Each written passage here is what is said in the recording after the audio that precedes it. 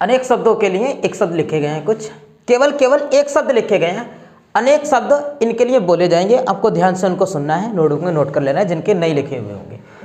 निकुंज शब्द लिखा हुआ है, निकुंज। निकुंज का मीन्स होता है लताओं के समूह को कहते हैं निकुंज। लताओं का, बेलों का समूह को क्या कहा जाता है? निकुंज कहते हैं, निकुंज। लताओं के समूह को निकुंज कहते हैं। बैजंती माला होती है, बैजंती माला होती है सीपी या फिर और जो मिलाकर के माला बनाई जाती है, बहुत सारे लकड़ी के पदार्थ मिलाकर के बनी माला को क्या कहते हैं? बैजंती माला, सीपी। अगला उपत्यका। उपत्यका पर्वत के तलहटी, पर्वत के नीचे की भूमि को क्या कहा जाता है? उपत्यका कहते हैं। चतुरंगनी कहते हैं ऐसी सेना जिस सेना में घोड़े, हाथी, पैदल सैनिक और रथी हो, उस सेना को क्या कहते हैं? रथी, रथ धारण करने वाले, उस चारों की सेना को, घोड़े हो, हाथी हो, पैदल हो और रथ वाले भी हो, उसको कहते हैं चतुरंगनी। चतुरंगनी। कुबेर, धन के राजा को कहते हैं कुबेर। धन के राजा कुबेर कहलाते हैं। पिनाक, पिछले दिनों पढ़ाया है, जो शिव का धनुष है। धनुष है, और धनुष भी किसका? शिव का धनुष। शिव के धनुष को कहते हैं पिनाक। पांडुलिपि होती है हाथ से लिखी हुई लिपि। हाथ से लिपि मैंने अभी एक नोट से तैयार किए हैं, एक नोटबुक में, और अपने हाथ से लिखे हैं। अगर उसी की फोटोकॉपी कराकर आपको दी जाती है तो उसको कहेंगे पांडुलिपि। टाइपिंग करके नहीं दिया मैंने, अपने हाथ से लिखा उसको, उसको कहेंगे पांडुलिपि। पांडुलिपि। साक्त लिखना था मुझे, यहाँ साक्त लिखना था, साक्त। साक्त का मीन्स होता है शक्ति का उपासक। शाक्त क्या होता है? शक्ति का उपासक, शक्ति की पूजा करने वाला, उपासना करने वाले को क्या कहते हैं? शाक्त कहा जाता है। कसेरा, केसरा होता है बर्तन बनाने के काम करने वाले को बोलते हैं कसेरा। बर्तन बनाने वाले को कहते हैं कसेरा। कर्मठ, जो काम करने में कुशल हो। काम करने वाले को कहते हैं कसेरा। काम करने वाले को कसेरा, उसे काम में जो कुशल हो उसे कहते हैं कर्मठ। बर्तन बनाने वाले को कसेरा। आगे लिखा है इल्ला। द्विवचन के ऊपर निकला हुआ मत्स्य को क्या कहते हैं? इल्ला कहा जाता है। उपही होता है अन्य देश का पुरुष। उपही कहलाता है अन्य देश का पुरुष। आक्रीड, आक्रीड कहलाता है बगीचा। आक्रीड, आहत, आहत, आहत होता है चोट खाया हुआ। उपही किसी अन्य देश का पुरुष, आहत चोट खाया हुआ, और आक्रीड कहते हैं बगीचे को। बगीचा भी किनका? देवताओं के बगीचे को क्या कहा जाता है? आक्रीड कहते हैं। और आलिंद होता है घर के सामने का आंगन। घर के आगे का जो आंगन है उसको कहते हैं आलिंद। आलिंद। अनुकंपा, किसी के दुख से दुखी होकर उस पर दया करना क्या कहलाता है? अनुकंपा। किसी के दुख से दुखी होकर उस पर दया करना अनुकंपा कहलाता है। अलकापुरी कहते हैं कुबेर की नगरी को।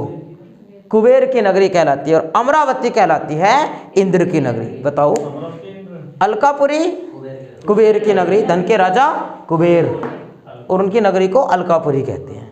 और इंद्र की नगरी को अमरावती कहते हैं। नीर, नीर होता है पीने योग्य पानी। पीने योग्य पानी होता है नीर। बताएंगे एक बार जल्दी जल्दी जरा, बताओ। निकुंज क्या था? निकुंज लताओं का समूह। बैजंती माला, सीपी वगैरह से बनी माला बैजंती माला। उपत्यका पर्वत के नीचे की भूमि। चतुरंगनी, पैदल, हाथी, घोड़े और रथ, इन चारों की सेना को कहते हैं चतुरंगनी। कुबेर धन के राजा को कहते हैं। पिनाक शिव का धनुष।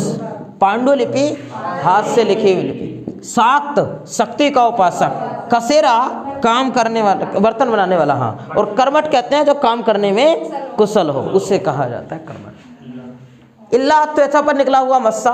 उपही अन्य देश का पुरुष। आहत चोट खाया हुआ कहलाता है आक्रीड, देवताओं का बगीचा। देवताओं के बगीचे को कहते हैं, देवताओं के बगीचे को। लो पीछे ले लो। और आलिंद क्या था? आलिंद घर के सामने का आंगन। अनुकंपा, किसी के दुख से दुखी होकर उस पर दया करना क्या कहलाता है? अनुकंपा कहलाता है। अनुकंपा।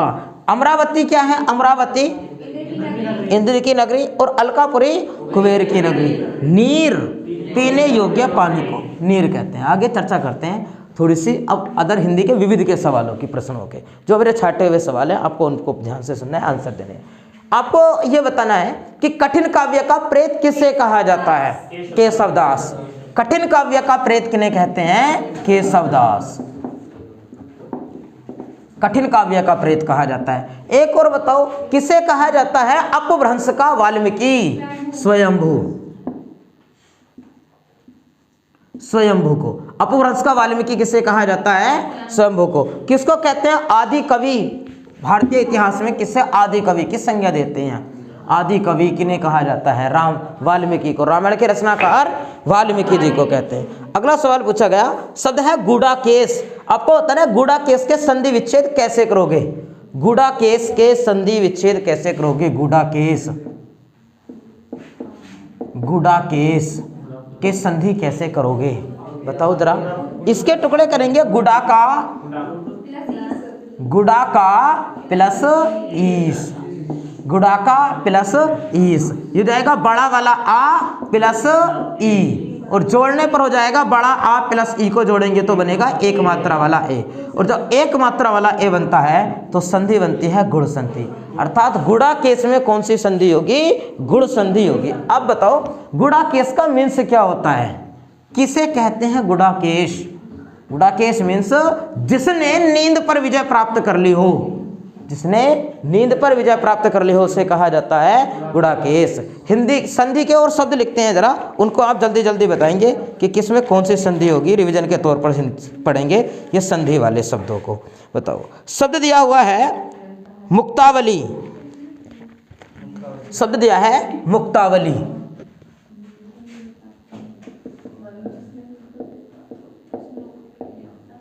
शब्द दिया लिखा है मुक्तावली, इसमें आपको बताना है कैसे करोगे टुकड़े। मुक्त प्लस अवली, मुक्त प्लस अवली। अवली बताओ किसे कहते हैं? अवली मीन्स होता है पंक्ति, और इसी का जैसा समश्रुति भिन्नार्थक शब्दों में आता है आविल। आविल मीन्स होता है गंदा, अवली मीन्स पंक्ति और आविल मीन्स गंदा। तो मुक्त जो पंक्तियों से मुक्त हो, मुक्तावली। ए प्लस ए बराबर आ, भाई ये वाला ए तय में से जो निकलेगा, और प्लस ये वाला ए, दोनों को जोड़ने पर क्या बन जाएगा? आ बनेगा बड़ा वाला। संधि कौन सी होगी इसके अंदर? दीर्घ संधि का उदाहरण है, यह है दीर्घ संधि का उदाहरण। इसी प्रकार से अगला और शब्द लिखा है, शब्द है वसुधैव।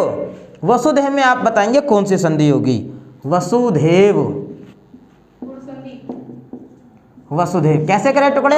वसुधा, वसुधा प्लस एव, और ये हो जाएगा बड़ा वाला आ, ये वाला बड़ा आ निकाला, प्लस के पहले और प्लस के बाद वाला जोड़ने होते हैं, प्लस ए। आ और ए को जोड़ेंगे तो बड़ा ए बनेगा, एक मात्रा की वृद्धि हो गई है इसलिए हो जाएगी, तुम कहाँ हो? वृद्धि संधि होगी, वृद्धि संधि। एक मात्रा का विकार थोड़ी ना बना है जो गुण संधि होगी, दो मात्राओं का विकार बना, एक मात्रा की वृद्धि होकर के विकार बना है तो वृद्धि संधि हो जाएगी। आगे बताओ, शब्द अगला दिया है संधि वाला न्यास। न्यास शब्द के टुकड़े कैसे करोगे?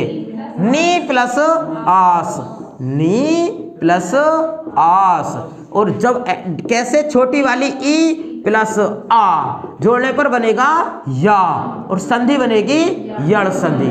न्यास में कौन सी संधि है? यड़ संधि का उदाहरण है न्यास। आगे बताओ, अगली शब्द और लिखते हैं, शब्द लिखा है जलोष्मा। जलोष्मा टुकड़े हो जाएंगे जल प्लस ऊष्मा, जलो ए प्लस ऊ बराबर बनेगा ओ, और जब एक मात्रा का विकार बनता है तो यहां बनती है गुण संधि का उदाहरण है। नेक्स्ट अगला शब्द और लिखा है, उस पर और बताएंगे आप। शब्द लिखा है विनायक। गलत बात है, विनायक। विनायक के टुकड़े कैसे होंगे? विनायक, विनायक के टुकड़े करेंगे विनय, दो मात्राओं से, विनय प्लस अक। जब आ आता है तो टुकड़े दो मात्राओं से करते हैं भाई। अगर शब्द हो केवल पवन तो टुकड़े कैसे करेंगे? पो प्लस अन, और अगर शब्द हो पावन तो डबल मात्रा से, यहाँ डबल मात्रा से, पो प्लस अन। अब जोड़ के बताओ तीनों शब्दों को। विनय प्लस अक को जोड़ेंगे तो बड़ा वाला ए प्लस ए, और जोड़ने पर बनेगा आय। और जब प्लस के पहले छोटा ए बड़ा ए, छोटा ओ या बड़ा ओ अगर आता है तो वहां संधि होती है यड़ अयादि संधि, अयादि संधि, अयादि संधि। और यहाँ आय बना है इसलिए संधि अयादि संधि, अयादि संधि। उसी प्रकार से पवन के टुकड़े हो गए हैं पो प्लस अन, विकार इसके जोड़ने तो हो जाएगा ओ प्लस ए, ओ प्लस ए। प्लस के पहले छोटा बड़े, छोटा बड़ा हुआ है तो क्या बनेगा, यहाँ बन जाएगा वह। संधि कौन सी हो जाएगी, अयादि संधि, अयादि संधि। लेकिन यहाँ जब दो मात्राओं से टुकड़े किए, दो मात्राओं से क्या था, पावन, दो मात्राओं से पावन, तो प्लस ए जोड़ने पर बनेगा आव।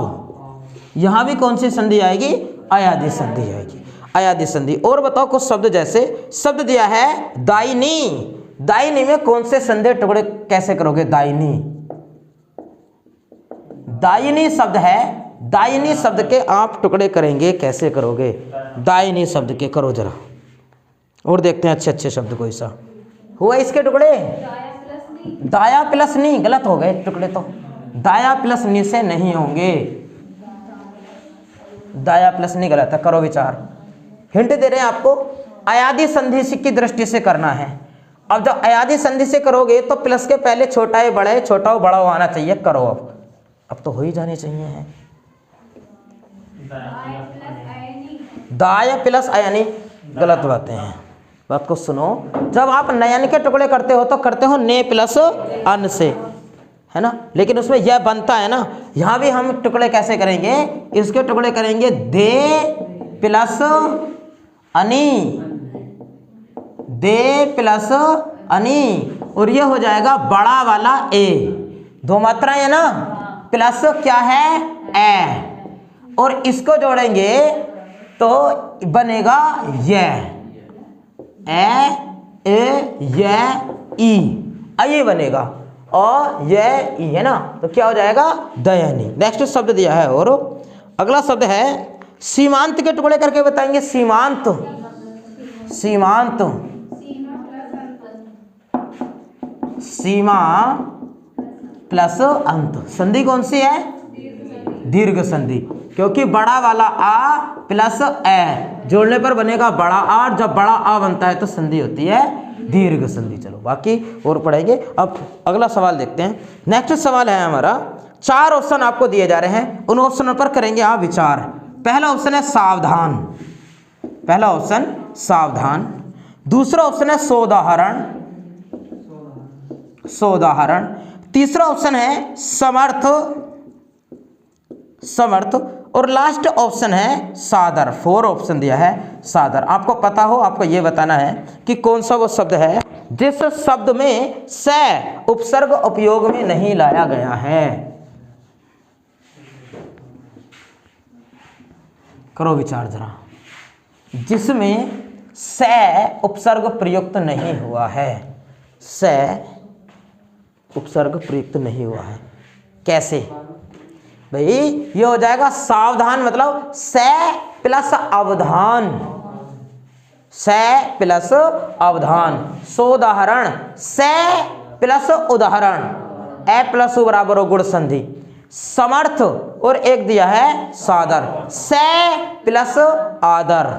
और समर्थ तो पूरा शब्द है, एक समर्थ तो पूरा शब्द है, बाद में अर्थ लगा हुआ है ये वो अलग है, लेकिन शुरुआत में इसका कोई से टुकड़े नहीं होंगे, स उपसर्ग नहीं है इसमें, सम से हो रहे हैं। हाँ, ये उन्होंने पूछा स। अगला सवाल है, नेक्स्ट प्रश्न है हमारा। नेक्स्ट प्रश्न है सत्यार्थी शब्द है सत्यार्थी, गलत ना हो आंसर, शब्द है सत्यार्थी। और आपको बताना है सत्यार्थी शब्द के टुकड़े कैसे करोगे। सत्य प्लस सत्य प्लस आर्थी नहीं होता, अर्थी होगा। सत्य ए प्लस ए, और जब जोड़ेंगे इसको तो बनेगा ए प्लस ए बराबर बड़ा आ। और संधि कौन सी आएगी, दीर्घ संधि का उदाहरण है। अगला सवाल बताओ, अभिप्सा के टुकड़े कैसे करोगे? शब्द है अभिप्सा, अभी प्लस ईप्सा और संधि दीर्घ संधि। भाई शब्द कौन सा था? अभिप्सा था, अभिप्सा, अभिप्सा, अभी प्लस इप्सा, इप्सा मतलब होती है इच्छा, इप्सा, इप्सा, इप्सा मतलब इच्छा। ये हो जाएगा बड़ी वाली ई, सॉरी छोटी ई प्लस बड़ी वाली ई, दोनों को जोड़ने पर बनेगा बड़ी वाली ई, और जब बड़े वाला बनता है तो वहां संधि होती है दीर्घ संधि। इसमें भी कौन सी संधि होगी? दीर्घ संधि है। आगे बताओ, शब्द है कुसुमाकर, कुसुमाकर शब्द के टुकड़े कैसे करोगे? कुसुमाकर, कुसुम प्लस आकर, कुसुम प्लस आकर, कुसुम ए प्लस आ बराबर बड़ा आ, इसमें भी संधि कौन सी आएगी? दीर्घ संधि का उदाहरण है। नेक्स्ट 4 ऑप्शन है, आपको बताना है कि किस वाक्य में विशेषण प्रयोग नहीं हुआ है। 4 वाक्य बोले जा रहे हैं, किस वाक्य में विशेषण प्रयोग तो नहीं हुआ है। पहला ऑप्शन दिया है, दोनों बच्चे बहुत भूखे थे, दोनों बच्चे बहुत भूखे थे। अगला, माँ ने गर्मा गर्म खाना बनाया। अगला, बच्चों ने खाना खाया। माँ ने कहा और रोटी लो, माँ ने कहा और रोटी लो। ये आएगा बच्चों ने खाना खाया, बच्चों खाना खाया, बच्चे, बच्चे जो शब्द है बच्चों ने कर्ता, खाया क्रिया, और क्या है? खाना, खाना हमारा कर्म है। इस वाक्य में जो और है, और मतलब अधिक विशेषण होता है ना, अधिक, ज्यादा, कम, और, तो और विशेषण वाक्य प्रयोग हुआ है, ये वाक्य हो जाएगा। अगला सवाल है नेक्स्ट, सुनो बातें आपको बता रहे हैं। जो हिंदी साहित्य है, हिंदी साहित्य का जो प्रारंभिक काल है, प्रारंभिक काल, उस काल को वीर गाथा काल किसने कहा? रामचंद्र शुक्ल ने। यानी जो वीर गाथा काल कहा,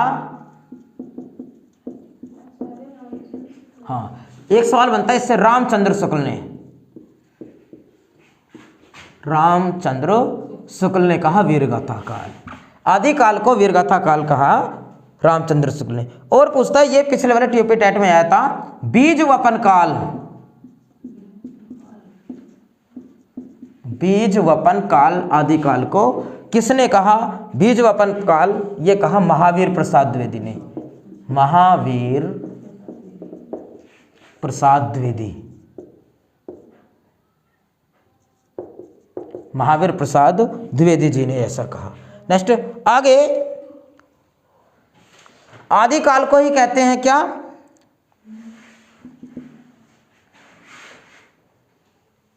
आदिकाल को और चारण काल कहा, चारण काल। एक बात बताओ, हिंदी साहित्य का सबसे पहले इतिहास किसने लिखा था? गारसा द तासी, नाम सुना हो आपने? हिंदी साहित्य का जो इतिहास है उसको सबसे पहले किसने लिखा? गारसा द तासी ने लिखा, गारसा द तासी ने। और गारसा द तासी ने ही कहा हिंदी काल को चारण काल, चारण काल। भले अभी ये पूछा नहीं गया है, बस ये पूछा गया वीरगाथा काल किसने कहा है? रामचंद्र शुक्ल ने कहा है। और बीज वपन काल किसने कहा है? तो महावीर प्रसाद। 2 सवाल इससे पूछे गए। आगे बताइए आप, गीता ने आम खाया है, ये वाक्य किस काल का है? गीता ने आम खाया है, वाक्य किस काल का? आसन्न भूतकाल का है। लग गया तो कैसा हो जाएगा? आसन्न भूतकाल हो जाता है। नेक्स्ट है,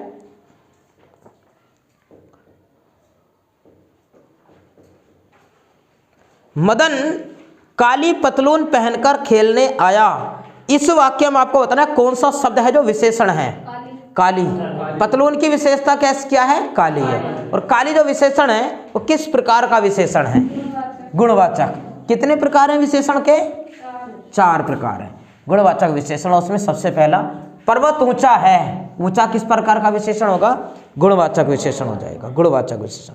अगला सवाल है, रमेश ने बताया कि वह घर जा रहा है। वाक्य कैसा है? सरल, संयुक्त या मिश्र? तो वाक्य मिश्र वाक्य होगा। नेक्स्ट है अगला, छंदमाला के रचनाकार कौन है? छंदमाला के रचनाकार कौन है? छंद माला के रचनाकार केशवदास। केशवदास, छंदमाला किसकी रचना है? केशवदास जी की रचना है, केशवदास की। 4 ऑप्शन आपको दिए जा रहे हैं, बेहतरीन सवाल है, विचार करना है। एक शब्द दिया है आंतरिक, शब्द दिया है आंतरिक, शब्द है आग्नेय, आग्नेय, शब्द दिया है अंतर, अंतर, शब्द दिया है अधिकारी। आपको अब ये बताना है कि इस वाक्य में कौन सा शब्द है जो शब्द विशेषण नहीं है, जो शब्द विशेषण नहीं है। करो विचार।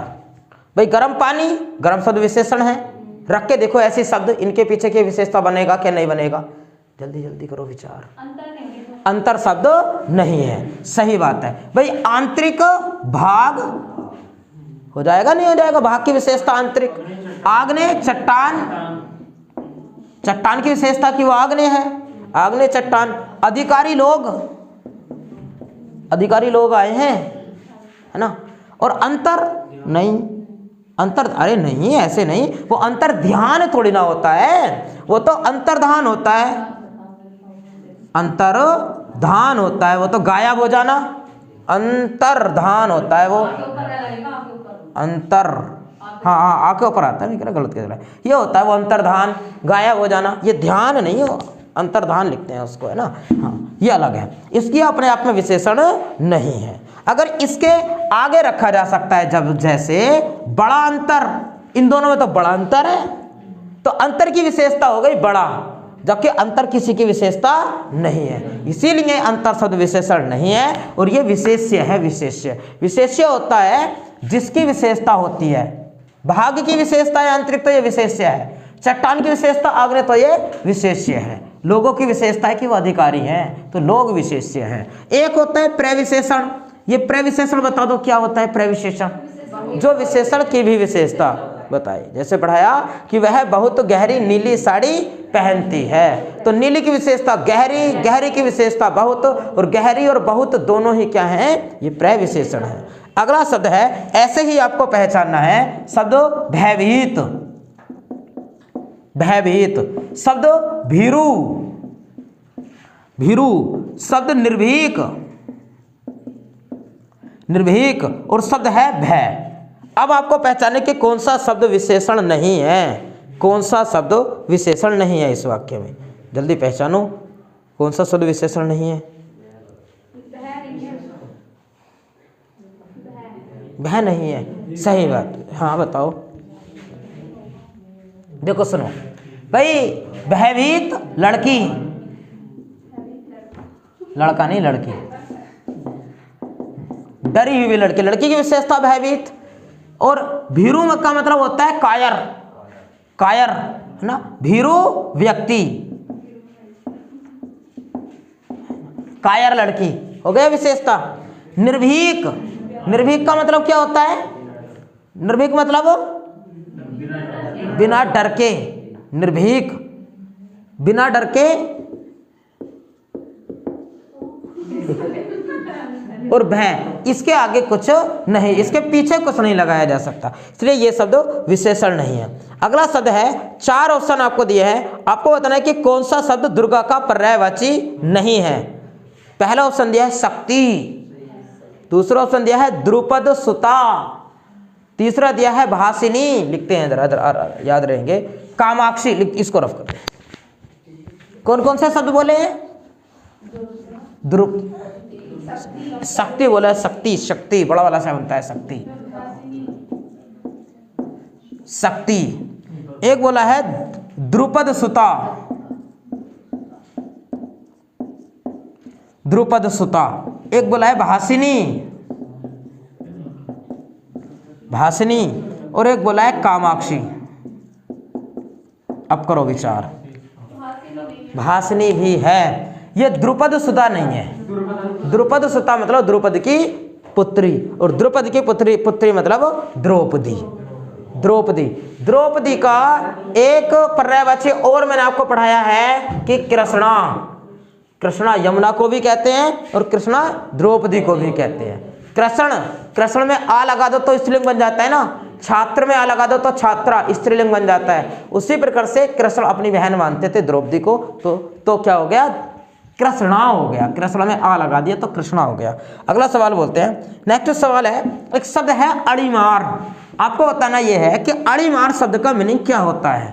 अड़ीमार शब्द का मीनिंग क्या होता है? मूर्ख होता है अड़ीमार। अड़ीमार शब्द का मीनिंग, अड़ीमार का अर्थ क्या होगा? ए ऑप्शन आपको दे रखा है ठग, एक ऑप्शन दे रखा है राक्षस, राक्षस, और एक ऑप्शन दे रखा है इंद्र, एक ऑप्शन दे रखा है चंद्रमा। आपको बताना है कि कौन सा शब्द होगा। अड़ीमार मतलब क्या होता है? ठग। कल आया था टेस्ट में, हाँ। तो अड़ीमार किसे कहा जाता है? ठग को कहते हैं, ठगिए को कहते हैं, ठगिए को, है ना। अड़ीमार मतलब ठगिया। तराजू तोलता है कोई व्यक्ति, डंडी मार, ठगिया होता नहीं होता, तो डंडी मार, अड़ी मार, ये वही है। अगला शब्द है नेक्स्ट,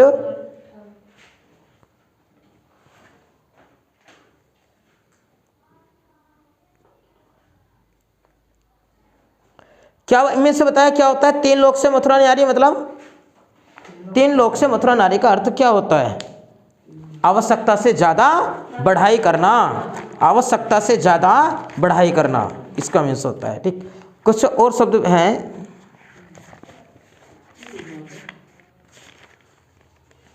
तो आपको समास बताने हैं, शब्द बोले जा रहे हैं, आपको समास बताने हैं, जल्दी जल्दी से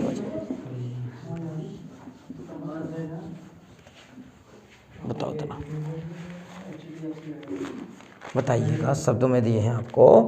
शब्द है उपकूल, उपकूल,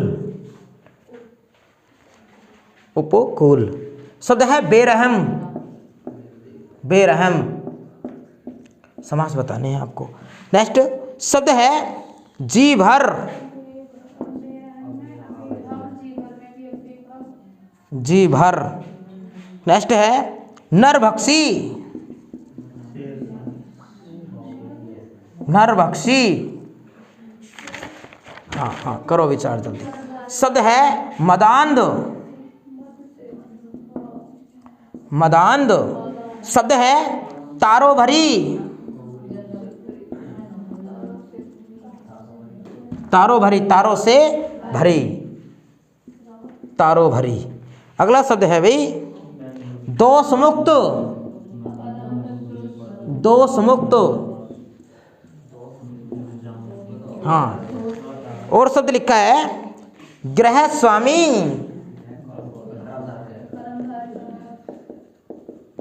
गृह स्वामी। नेक्स्ट है कला श्रेष्ठ, कला श्रेष्ठ, कला श्रेष्ठ। अगला शब्द है शोक मग्न, शोक मग्न, करो विचार। और लिखे कुछ कर्मधारय है आगे, और लिखा है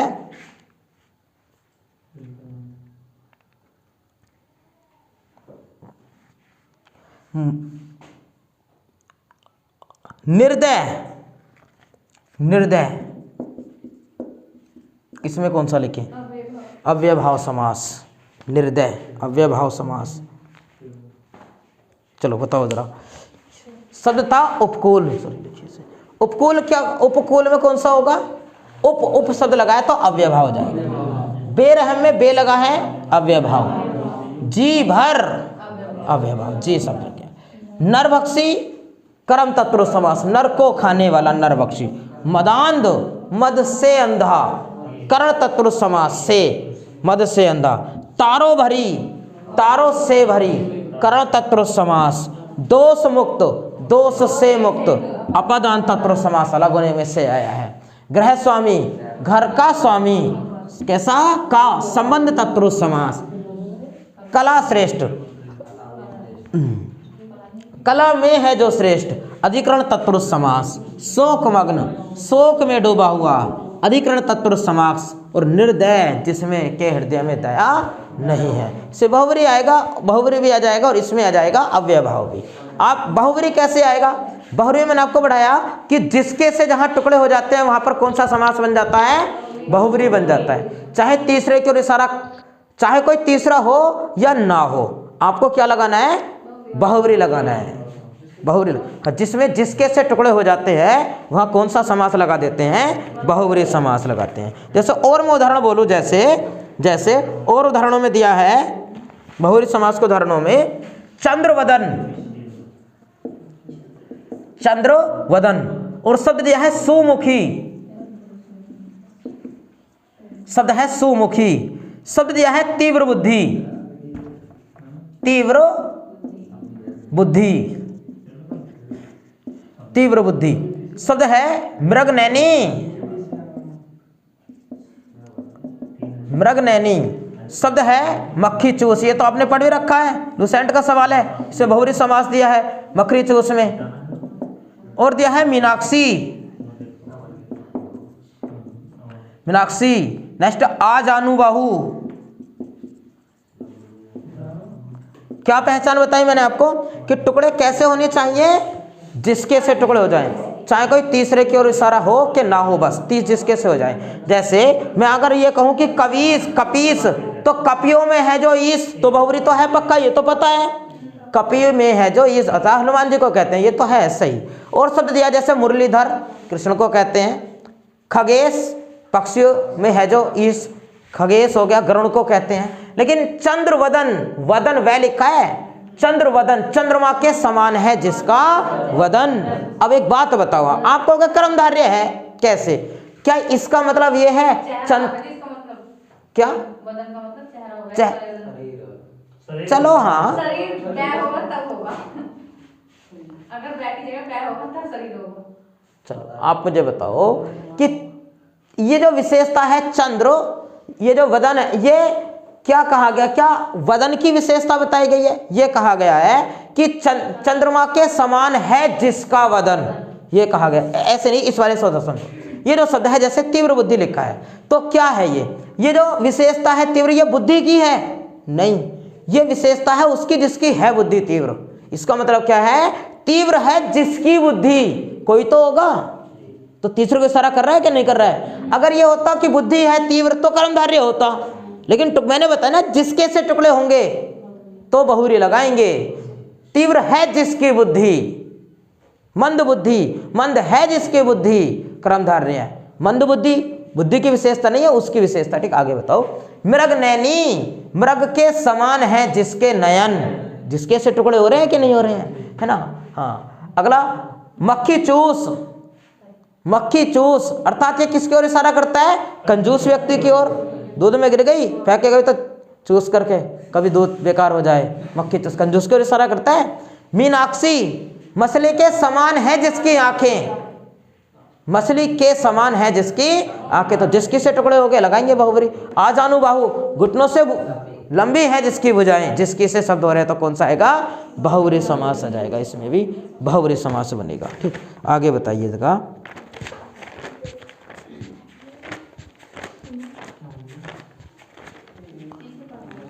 हाँ चलो, इसकी चर्चा, इसको बंद करो।